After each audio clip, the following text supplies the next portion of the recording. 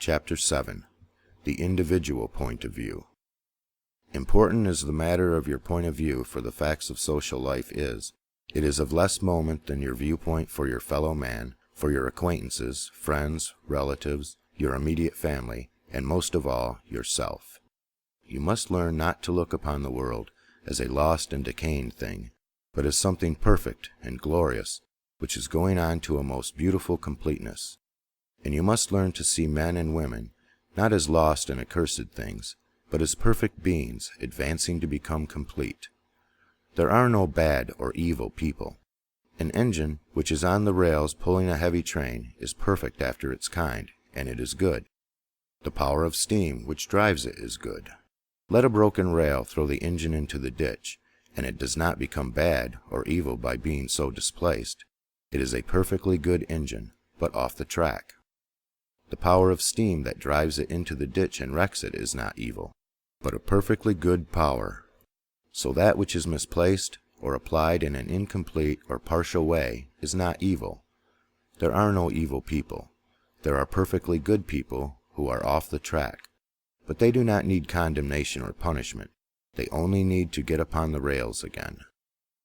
That which is undeveloped or incomplete often appears to us as evil, because of the way we have trained ourselves to think.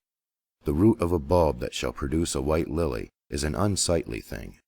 One might look upon it with disgust.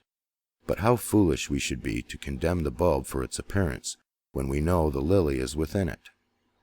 The root is perfect after its kind. It is a perfect but incomplete lily, and so we must learn to look upon every man and woman, no matter how unlovely in outward manifestation.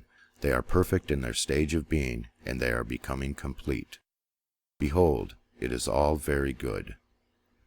Once we come to a comprehension of this fact, and arrive at this point of view, we lose all desire to find fault with people, to judge them, criticize them, or condemn them.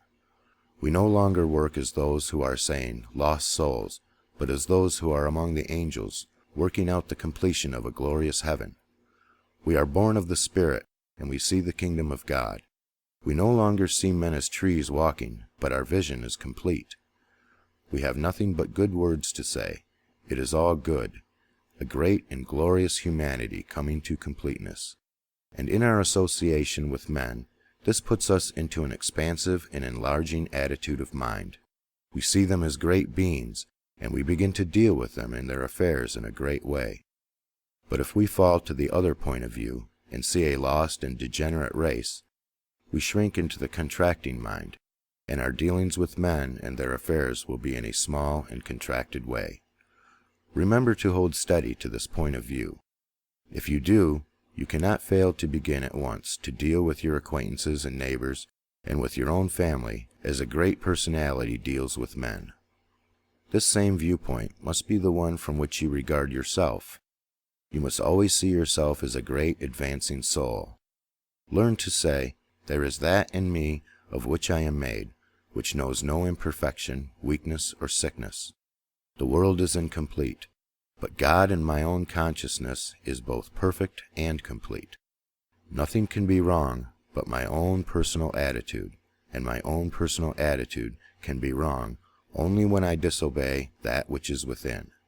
I am a perfect manifestation of God, so far as I have gone, and I will press on to be complete. I will trust and not be afraid.